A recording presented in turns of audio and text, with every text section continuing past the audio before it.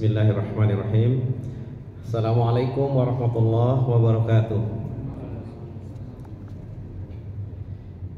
Innal hamdalillah nahmaduhu wa nasta'inuhu wa nastaghfiruh wa na'udzu billahi min shururi anfusina wa min sayyiati a'malina. May yahdihillahu fala mudilla lahu wa may yudlil fala hadiya lahu. Wa asyhadu an la ilaha illallah wahdahu la syarika lahu wa asyhadu anna Muhammadan abduhu wa rasuluh. Allahumma salli wa sallim wa barik ala Muhammad wa ala alihi wa ashabihi wa mawalah wa man tabi'ahum bi ihsanin ila yaumil qiyamah. Allahumma 'allimna ma yanfa'una wanfa'na bima 'allamtana warzuqna ilman tanfa'una bihi. Rabbana zidna ilman warzuqna fahman. Allahumma arzuqna al-ikhlas fil qawli wal amal. Allahumma ighfir lana wa liwalidayna wa liwalidayhim wa limasyayikhina innaka antal ghafurur rahim. Jamaah Masjid Al-Ikhlas yang dirahmati Allah, alhamdulillah pada malam hari ini kita bisa lanjutkan kajian dari kajian tafsir, yaitu yang kita ambil dari tafsir juz amma yang disampaikan atau ditulis atau ditranskrip ditulis oleh muridnya Syekh Muhammad bin Shalih Al-Utsaimin rahimahullah ta'ala. Di antara alasan pada kajian sebelumnya, di antara alasan beliau memilih tafsir juz amma ini, yaitu karena ayat inilah yang sering dibaca oleh imam-imam masjid dalam sholat 5 waktu. Nah, itu diantaranya, dan di sini juga berisi banyak sekali, sangat banyak faedah yang kita dapatkan dari yang disampaikan oleh Syekh Muhammad bin Shalih Al-Utsaimin rahimahullah ta'ala. Sampailah kita pada pembahasan tentang Bismillahirrahmanirrahim. Nah, makna daripada atau tafsir daripada Bismillahirrahmanirrahim. Di sini sudah pada pertemuan sebelumnya tentang bagaimana bahwasanya faedah daripada diakhirkannya. Jadi Bismillahirrahmanirrahim di sini maksudnya ini di sana karena faqaddarna mutaakhiran lil faidatain di ayat sebelumnya itu.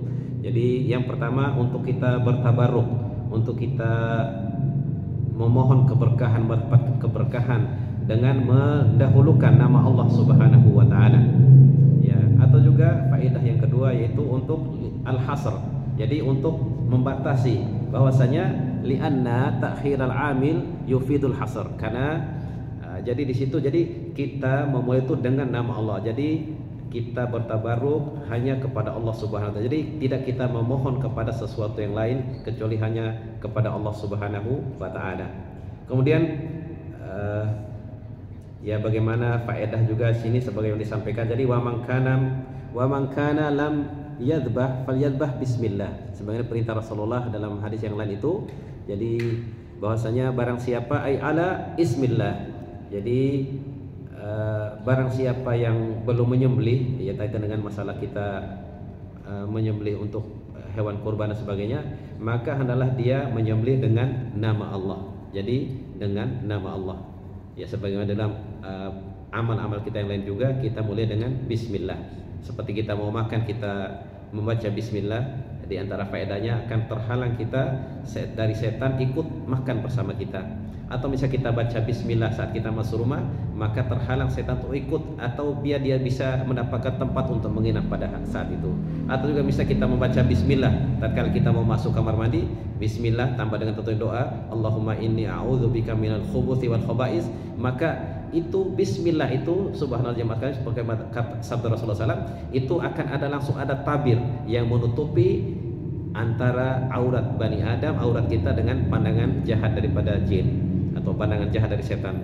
Jadi itu diantara faedahnya kalau kita membaca bismillah pada saat kita sebelum masuk di kamar mandi.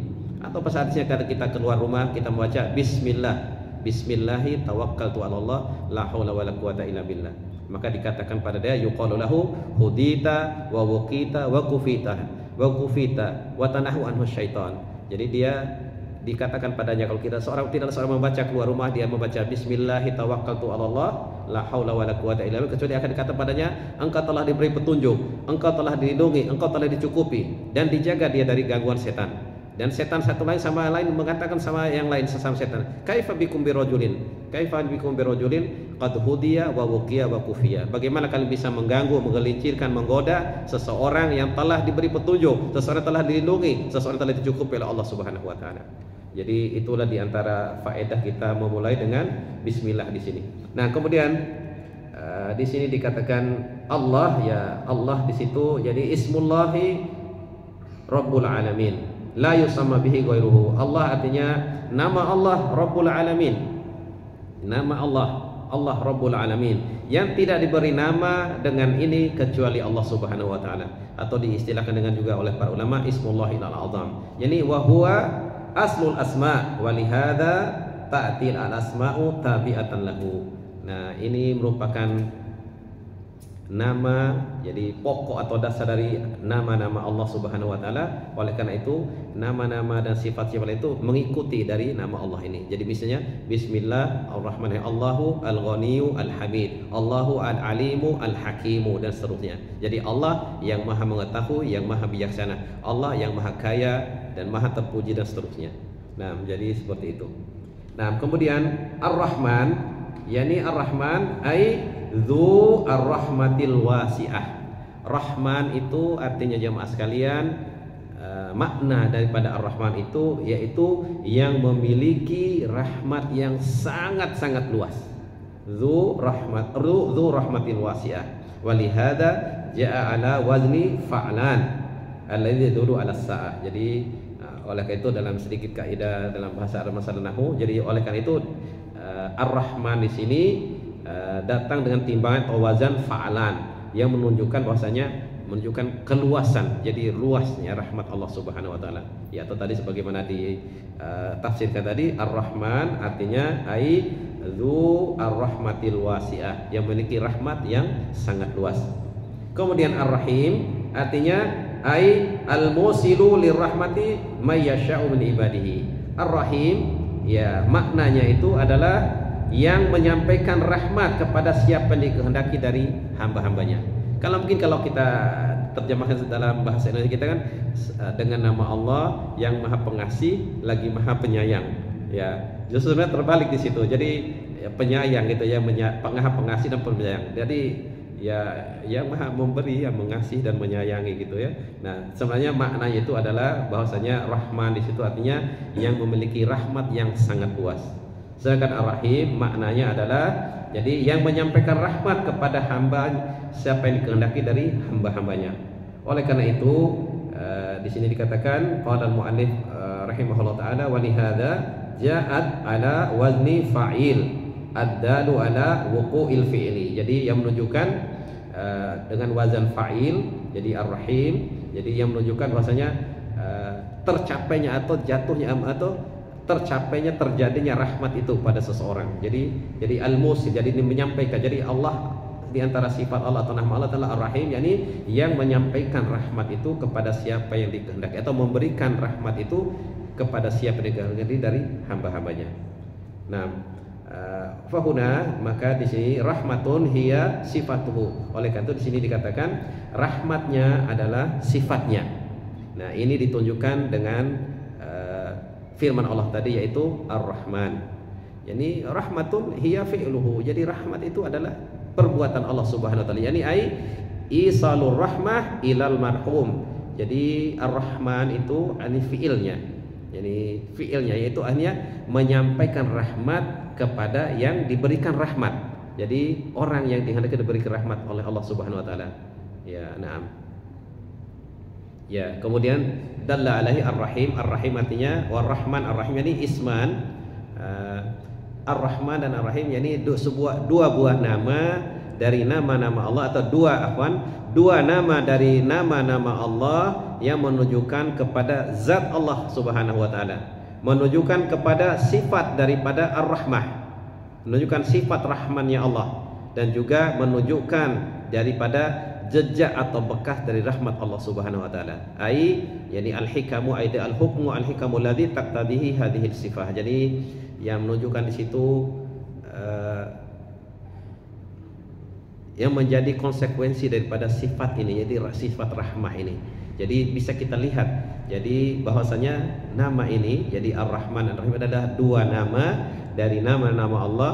Yang kedua yang menunjukkan kepada zat Allah Subhanahu wa taala yang Maha Rahman, yang Maha Rahim. Jadi Allah yang Maha Rahman, Ar-Rahman.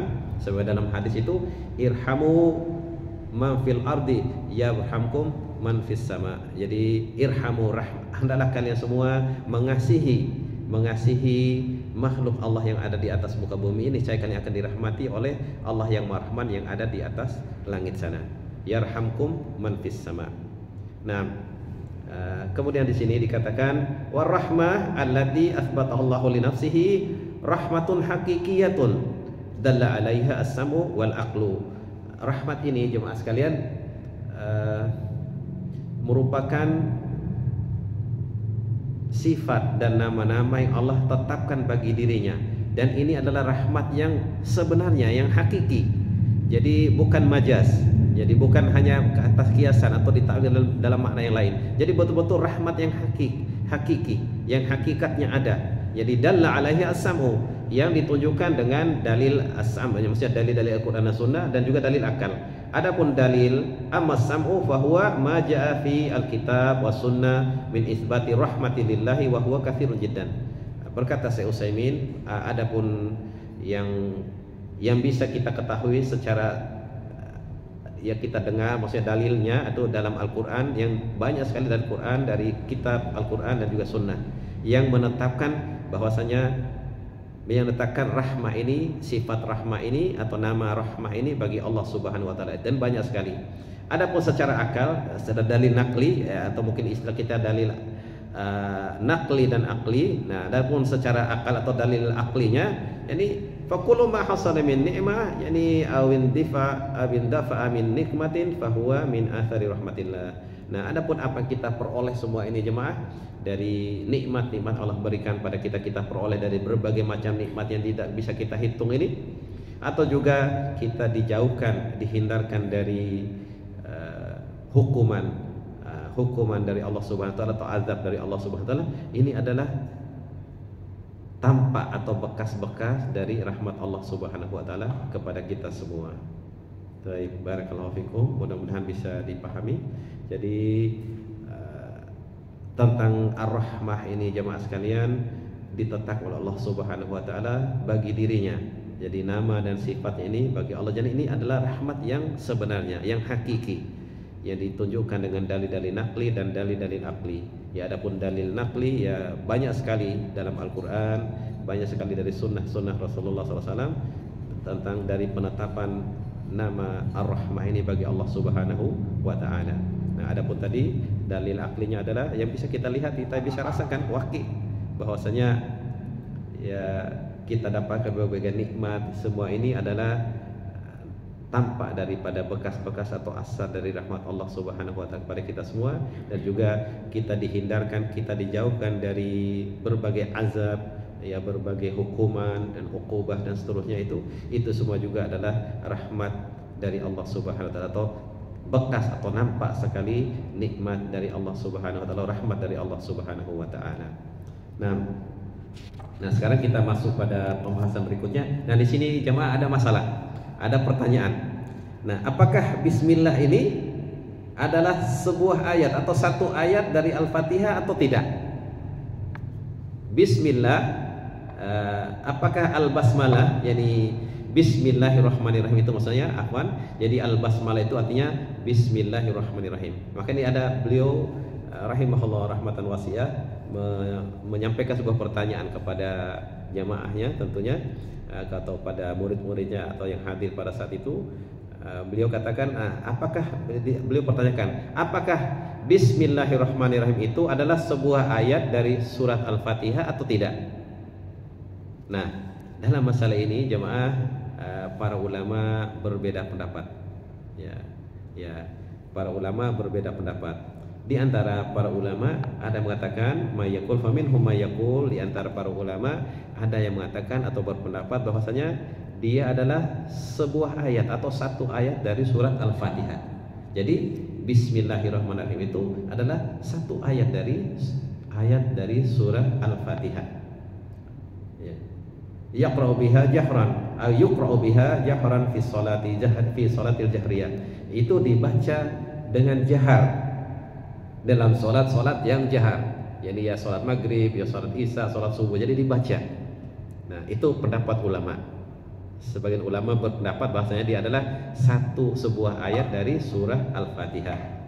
Dan mereka para ulama yang berpendapat seperti ini bahwasanya tidak sah solat ya tanpa kita membaca Bismillahirrahmanirrahim dalam surat Al-Fatihah itu maksudnya. Jadi tidak sah salatnya orang yang tidak membaca Bismillahirrahmanirrahim. Li'annaha minal Fatihah. Karena menurut pendapat ulama ini dia termasuk ada dari surat Al-Fatihah. Ya memang bisa kita lihat dalam Al-Qur'an yang ada itu, apalagi Mushaf Madinah yang lain, itu dimasukkan dalam surat yang pertama di sana. Nah, jadi seperti itu. Tapi juga ada ulama lain yang berpendapat ya, waminhum mayaqul, para ulama dalam hilaf pendapat, perbedaan pendapat ulama, waminhum mayaqul innaha laisat minal Fatihah. Bismillahirrahmanirrahim itu bukan dari surah Al-Fatihah. Nah, walakinnaha ayatun mustaqilatun min kitabillah. Tapi adalah ayat yang tersendiri yang terdapat dalam kitabullah. Jadi itu sebagian ulama lagi berpendapat seperti itu. Nah, jadi Bismillahirrahmanirrahim itu adalah ayat yang tersendiri di dalam Al-Qur'an, di dalam kitabullah. Wa hadza, berkata Syekh Utsaimin, wa hadzal qaul huwal haq. Perkataan ini atau pendapat inilah yang hak. Dalilu hadza an-nas wa siyaqus surah.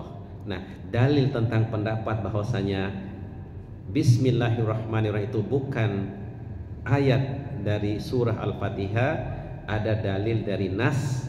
Jadi nas dalam hadis ya, ada juga dari siyaqus surah. Jadi jalur atau alur daripada surah Al-Fatihah itu sendiri. Coba kita perhatikan sekarang. Aman nas, adapun dalil ya, dalil dari nas dalam sunnah, faqad jaa fi hadis Abi Hurairah radhiyallahu anhu anna Nabiyya sallallahu alaihi wasallam qala. Adapun dalil dari nas yang jelas sekali, sharih jelas sekali tentang bahwasanya Bismillahirrahmanirrahim itu bukan dari ayat surat Al-Fatihah adalah ini. Jadi dari Abu Hurairah radhiyallahu anhu bahwasanya Nabi sallallahu alaihi wasallam bersabda, qala Allah Ta'ala, Allah Subhanahu wa taala berfirman. Ini namanya hadis qudsi tentunya. Qasamtus shalah baini wa baina 'abdi nisfain wa li 'abdi ma sa'ala. Fa idza qala alhamdulillahi rabbil alamin. Qala Allah Ta'ala, hamidani abdi, hambaku telah memujiku.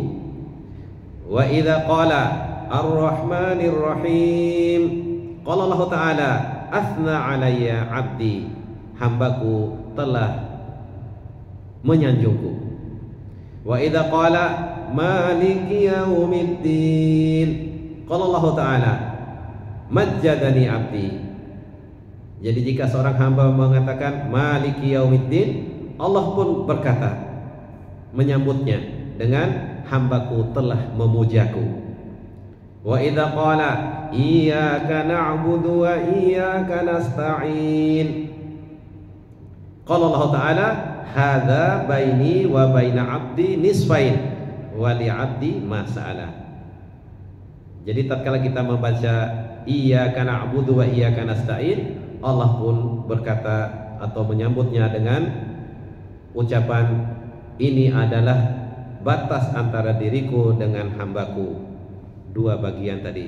Jadi tiga paruh ayat pertama, alhamdulillahirabbil alamin arrahmanir rahim maliki yaumiddin, itu untuk Allah Subhanahu wa taala. Kemudian pada ayat keempat ini Allah Subhanahu wa taala katakan hadza baini wa baina 'abdi nisfain. Inilah antara batas antara diriku, jadi dua bagian itu, jadi antara hambaku separuhnya, bagiku separuhnya, dan bagi hambaku separuhnya. Wali abdi ma sa'ala, dan bagi hambaku apa yang dia minta. Kemudian kita berkata atau kita berdoa, ihdinas siratal mustaqim. Kalau Allah Ta'ala, hadza li abdi wa li abdi ma sa'ala. Ini bagi hambaku, bagi untuk hambaku, dan bagi hambaku apa yang dia minta atau dia pinta atau dia doa atau dia minta. Nah, jadi hadis ini hadis sahih jemaah, hadis akhrajahu Muslim kitabus shalah bab wujubu qiraatil Fatihati fi kulli rakaat. Jadi wajibnya membaca surah Al-Fatihah pada setiap rakaat dalam salat kita. Yang kita sadar adalah rukun daripada salat tentunya. Nah, ini dalil daripada nas hadis, jadi dalil dari sunnah Rasulullah SAW bahwasanya Bismillahirrahmanirrahim itu bukan satu ayat dari surah Al-Fatihah. Nah, kemudian ada lagi jemaah dalam ayat yang lain. Nah, di sini wahada kan nasi ala annal basmalata laisat minal Fatihah. Nah, ini merupakan nas yang jelas sekali bahwasanya Bismillahirrahmanirrahim itu atau al-basmalah itu bukan dari satu ayat dari surah Al-Fatihah. Wa fi sahih an Anas bin Malik radhiyallahu anhu, dalam kitab hadis sahih nanti ada di bawahnya, ada di akhrajahu Muslim juga. Jadi dari sahabat Anas bin Malik radhiyallahu anhu, kita ketahui bahasanya Anas bin Malik ini adalah khadimu Rasulullah sallallahu alaihi wasallam. An Abi Hamzah, jadi Abu Hamzah Anas bin Malik. Dia ini selalu menemani Rasul sebagai pelayan atau pembantu Rasulullah SAW. Jadi yang melayani, memang diserahkan khusus oleh ibundanya ya untuk menjadi membantu Rasulullah SAW untuk keperluan hidupnya sehari-hari, membantu apa saja. Jadi sebagai khadam ya, sebagai ya kalau mungkin bahasa kita pembantu lah atau ya pembantu ya. Nah begini, Anas bin Malik mengatakan seperti ini. An Anas bin Malik radhiyallahu anhu qala shallaitu khalfan nabi sallallahu alaihi wasallam wa Abi Bakrin wa Umar wa Utsmana fakanu yastaftatihuna bi alhamdulillahi rabbil alamin. Jadi saya telah sholat di belakang Rasulullah sallallahu alaihi wasallam, di belakang Abu Bakar, di belakang Umar, di belakang Utsman, bahwasanya mereka ini semua membuka atau membaca dalam bacaan Al-Fatihahnya itu dengan alhamdulillahi rabbil alamin. Ini la yazkuruna bismillahirrahmanirrahim fi awwali qiraatin wala fi akhiriha. Intaha al-hadis. Jadi mereka imani Rasulullah SAW, Abu Bakar, Umar, Utsman, jadi tidak menyebut bismillahirrahmanirrahim di awal, tidak menyebut bismillahirrahmanirrahim di awal bacaannya, tidak juga di akhir bacaannya. Nah, jadi seperti itu jemaah sekalian. Yani tentu ini wal muradun, berkata Syekh Utsaimin, wal murad la yajharun. Jadi tidak dijaharkan bacaannya. Nah, jadi wat tamyiz bainaha wa bainal Fatihah fil jahri. Jadi pembedanya adalah jadi dipisahkan antara bismillahirrahmanirrahim dengan bacaan alhamdulillahirabbil alamin adalah dengan dijaharkan. Nah, nanti ada sebenarnya wa adamuhu yadullu ala, jadi tidak dijaharkannya bacaan bismillahirrahmanirrahim menunjukkan bahasanya bismillahirrahmanirrahim atau basmalah itu laisat minha, bukan termasuk surah Al-Fatihah. Ya mungkin sini kita tersisa pertanyaan nanti, tapi nanti kita sampaikan dulu bahwasanya amma min jihati siyak min haisul makna, adapun dari alur atau arah daripada surah Al-Fatihah ini atau alur daripada Al-Fatihah ini bisa kita lihat. Al-Fatihah itu, adapun Fatihah itu suratnya adalah 7 ayat. Ini kita sudah disepakati. Al-Fatihah itu sab'u ayatin bil ittifaq. Sudah disepakati bahwasanya surat Al-Fatihah itu 7 ayat, sab'ul mathani, 7 ayat yang berulang selalu dibaca di dalam setiap salat kita, menjadi rukun dalam salat tentunya. Nah, ini wa idza arata an tuzi'a sab'a ayatin ala maudhi'is surah wajadta anna nisfaha huwa qauluhu ta'ala. Jadi nah, apabila kita ingin membagi 7 ayat dari surah Al-Fatihah ini ya sesuai dengan surat ini, maka kita akan bisa dapatkan bahasanya pertengahan daripada surat itu adalah firman Allah Subhanahu wa taala, iyyaka na'budu wa iyyaka nasta'in. Nah, jadi alhamdulillahirabbil alamin, arrahmanir rahim, maliki yaumiddin. 3 ayat pertama itu untuk Allah. Kemudian ayat yang keempatnya, iyyaka na'budu wa iyyaka nasta'in. Kemudian 3 ayat berikutnya untuk hamba, ihdinas siratal mustaqim, siratal ladzina an'amta 'alaihim ghairil maghdubi 'alaihim waladdallin. Jadi 3 ayat. Ya. Jadi seperti itu jemaah. Nah, ini ditulis oleh disampaikan oleh Syekh Utsaimin seperti ini. Ini panjang sekali sebenarnya, cuma kita langsung ringkas seperti itu. Maka seperti ini dikatakan, wahia al-ayatul lati qala Allah taala qasamtu shalah baini wa baina 'abdi nisfain tadi. Jadi aku membagi salat itu, yakni surah Al-Fatihah ini, jadi antara untuk diriku dan untuk hambaku 2 bagian. Jadi 3 ayat yang pertama itu untuk Allah Subhanahu wa taala. Nah, maka dikatakan sini, yakni alhamdulillah wahid 1, ar-rahmanir rahim 2, maliki yaumiddin 3. Jadi kulluha haqqun lillahi azza wajalla. Ini adalah diperuntukkan bagi Allah Subhanahu wa taala. Iyyaka na'budu wa iyyaka nasta'in, ar-rabi'ah ayat yang keempat, yakni al-wasat. Jadi pertengahan. Nah, wahia qisman. Jadi surat itu ada dua bagian. Jadi qism minha haqqun lillah wa qismun haqqun lil abid. Juga bagian yang lainnya adalah hak hamba atau dibentuk bagi hamba. Wa ihdinas siratal mustaqim lil abdi siratal ladzina an'amta 'alaihim ghairil maghdubi 'alaihim waladdallin. Ya, untuk itu ada bagi hamba. Nah, fatakunu salasu ayatin lillahi azza wa jalla wa hiya as-salasul awwal al-ula wa salasu ayatin lil abdi wa hiya as-salasu al-akhirah. Nah, jadi 3 ayat pertama itu bagi Allah Subhanahu wa taala, dan 3 ayat berikutnya, 3 ayat terakhirnya itu diperuntukkan bagi hamba yang berdoa, yang membaca surat Al-Fatihah itu tentunya. Nah, ya adapun dari alur pada surat ini bahasanya jemaah, lafaznya itu kalau kita katakan bismillah itu adalah ayat dari surat Al-Fatihah, maka dia akan menjadi panjang jadinya. Panjang surat yang terakhir, jadi siratal ladzina an'amta 'alaihim ghairil maghdubi alaihim waladdallin, itu panjang jadinya.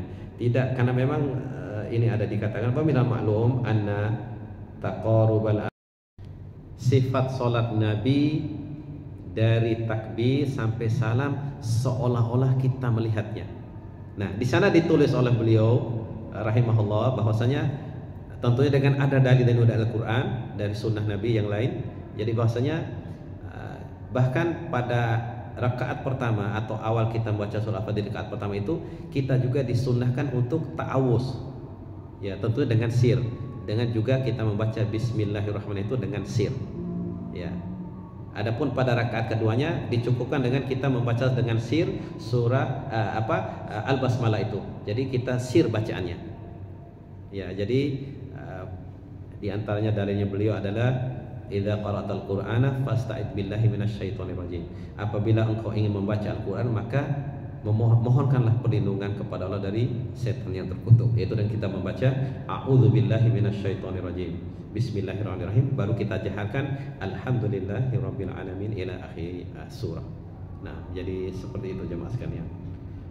Mungkin ada pertanyaan yang mungkin terlalu cepat saya berbicara mungkin tadi, atau tersisa pertanyaan mungkin yang bisa jawab saya jawab, yang tidak kita kembalikan ilmunya kepada Allah Subhanahu wa taala, atau kita akan cari lagi, atau kita akan jawab pada pertemuan berikutnya insyaallah taala.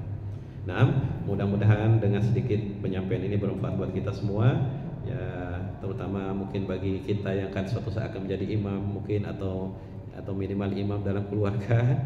Ya, jadi Al-Fatihah surah bismillahirrahmanirrahim tetap kita baca, tapi kita baca dengan sir. Jadi yang kita jaharkan adalah alhamdulillahirabbil alamin. Nah, jadi seperti itu. Allah taala alam, mudah-mudahan bermanfaat. Nah, tafadhal. Kalau kita jadi makmum kan, apa kita hanya mendengar aja atau kita ikut membaca Al-Fatihahnya itu? Ayah, barakallahu fiik. Iya, itu maka itu semua subhanallah. Nanti mungkin kita perlu kaji khusus kitab sifat salat Nabi ini. Jadi dijelaskan di sana bahwasanya Syekh Muhammad Al-Albani mengatakan, jadi bahwasanya qiraatul imam wa qiraatul ma'mum. Jadi bahwasanya bacaan imam itu adalah bacaan bagi makmum. Ya. Nah, jadi kita mendengarkan baca imam. Karena tentunya ya subhanallah, kayak ini kaitan dengan masalah hadirnya hati kita. Kan kita akan mendengarkan baca itu, kita akan ikut membaca. Minimal kita dengarkan itu, kita akan membaca dalam hati kita. Sambil tadi Afwan, jadi kita sambil kita renungkan tadi, kita renungkan, kita bayangkan, antum bayangkan, ya itulah di antara hadir kita tadabbur yang kita baca itu salah satu kiat untuk khusyuk dalam salat kita. Hadirkan hati kita tadabburi apa yang kita baca atau kita dengar dari bacaan imam. Ya, seperti tadi kita ingat. Jadi kalau saat kita membaca atau imam itu membaca Alhamdulillahirabbil alamin, yakinilah jemaah sekalian, karena ini hadisnya sahih dari Rasulullah SAW. Allah itu menjawab ucapan itu. Hamidani abdi. Jadi Allah itu menjawab. Jadi hakikatnya dalam sholat kita bermunajat dengan Allah Subhanahu wa taala. Ya, terutama dalam surah Al-Fatihah itu. Jadi kalau seorang membaca idza qalal abdu alhamdulillahirabbil alamin, qala Allah tabaraka wa taala hamidani abdi. Wa idza qalal abdu arrahmanir rahim, qala Allah tabaraka wa taala asna alayya abdi. Wa idza qalal abdu maliki yaumiddin, qala Allah tabaraka wa taala majjadani abdi. Wa idza qala abdu iyyaka na'budu wa iyyaka nasta'in, qala Allah tabaraka taala hadza baini wa baina abdi wa li abdi ma sa'ala. Jadi sambil kita ya gitu hadirkan hati kita gitu. Jadi kita ikut membaca bersama imam itu. Ya, nanti ada insyaallah dijelaskan oleh Syekh Albani dengan detail terperinci betul tafsil bagaimana awalnya itu para sahabat dulu mereka ikut membaca sampai Rasulullah terganggu, ayat disuruh diam. Ya, sampai juga dalam ayat itu dikatakan turunnya ayat wa qumu lillahi qanitin itu dulu sahabat tuh berbicara satu sama lain lagi sholat itu. Maka turunlah ayat wa qumu lillahi qanitin saudara. Subhanallah, betul-betul detail tafsir oleh Syekh Albani bagaimana awalnya dulu untuk para sahabat seperti itu melakukannya. Hanya Rasulullah SAW menyuruh mereka untuk diam. Ya, fastami'uhu ansitu alakum turhamun. Di antaranya ayat itu di bawah. Jadi kita dengarkan bacaan imam itu, ya. Di antaranya juga misal kalau luput misal Fatihah. Nah, di antaranya apa? Misal kalau kita masbuk, kita hanya dapat mungkin kita dengarkan banyak. Kalau imamnya baca jahat tentunya. Kalau imamnya secara sir, ya itu kita membaca masing-masing surat Al-Fatihah dan surat lain yang sempat kita baca di samping surat Al-Fatihah tentunya. Ya, nah, jadi seperti itu. Barakallahu fikum.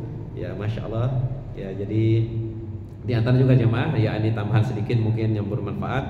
Jadi untuk juga apa namanya kiat gitu ya, ya bagi imam juga khususnya dan kita juga insya Allah jadi agar tidak lupa itu.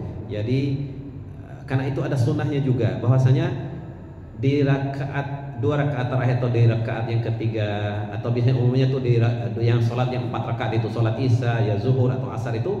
Nah di 2 rakaat yang terakhir itu juga jemaah kita disunahkan, ada sunnahnya kita membaca surat, cuma surat yang pendek ya. Masjid imam mungkin surat Al-Kafirun rakaat yang ketiga, surat Al-Ikhlas atau Qul huwallahu di rakaat yang 4. Sehingga insya Allah itu salah satu kiat kita tidak akan keliru jumlah rakaatnya itu. Ya. Di samping itu ada sunnahnya. Nah itu tentunya bagi imam tentunya itu diantara kiat untuk kita tidak akan keliru jumlah rakaatnya atau tidak akan keliru ya itulah, jadi tidak akan keliru insya Allah Ta'ala. Karena memang kita mendawamkan, bisa kita membaca surah di rakaat ketiga surat Al-Kafirun atau surat yang lain mana kita pilih, yang jelas ada sunnahnya juga itu. Jadi ada sunnahnya. Jadi tidak hanya dibaca surat Al-Fatihah saja pada rakaat ketiga dan keempat atau rakaat ketiga dari surat Maghrib. Jadi seperti itu. Jadi sehingga insya Allah Ta'ala tidak akan kita keliru ini rakaat ketiga atau keempat. Tinggal kita ingat. Tadi saya membaca surat apa tadi? Sampai kalau kita hadirkan hati kita akan selalu ingat itu tentunya. Oh tadi saya membaca surat Al-Kafirun. Berarti baru rakaat ketiga. Kita akan bangkit. Ya, ini tadi saya baca surat Al-Ikhlas. Berarti sudah rakaat keempat. Sehingga kita tidak akan bangkit lagi atau mungkin menambah rakaat dan seterusnya. Nah, jadi seperti itu. Allah Ta'ala alam. Nah, itu diantara sir yang ana dapatkan dari hikmah yang kita tahu, diantaranya bahasa ada sunnahnya kita membaca surah juga pada rakaat yang 3 dan keempat. Lebih-lebih pada sholat yang rubaiyah itu yang 4 rakaat itu. Allah Ta'ala alam bisawab. Barakallahu fikum. Mudah-mudahan bermanfaat buat kita semua.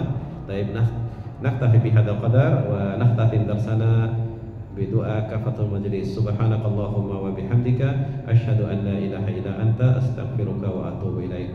Allahumma aqsim lana min khasyyatika ما تحول به بيننا وبين معصيتك ومن طاعتك ما تبلغنا به جنتك ومن اليقين ما تهون به علينا مصائب الدنيا اللهم متعنا بأسماعنا وأبصارنا وقوتنا ما أحييتنا واجعل كل وارث منا واجعل ثأرنا على من ظلمنا وانصرنا على من عادانا ولا تجعل مصيبتنا في ديننا ولا تجعل الدنيا أكبر همنا ولا مبلغ علمنا ولا تسلط علينا من لا يخافك ولا يرحمنا اللهم إنا نسألك من الخير كله عاجله وآجله ما نعلم منه وما لم نعلم ونعوذ بك من الشر كله عاجله وآجله ما نعلم منه وما لم نعلم اللهم إنا نسألك من خير ما سألك عبدك ونبيك صلى الله عليه وسلم ونعوذ بك من شر ما عاد به عبدك ونبيك صلى الله عليه وسلم اللهم إنا نسألك الجنة وما قرب إليها من قول أو عمل ونعوذ بك من النار وما قرب إليها من قول أو عمل اللهم إنا نسألك أن تجعل كل قضاء قضيت لنا خيرا ربنا آتنا في الدنيا حسنة وفي الآخرة حسنة وقنا عذاب النار وصلى اللهم على نبينا محمد وعلى آله وصحبه وسلم سبحانك رب العزة عما يصفون وسلام على المرسلين والحمد لله رب العالمين. Assalamualaikum warahmatullahi wabarakatuh.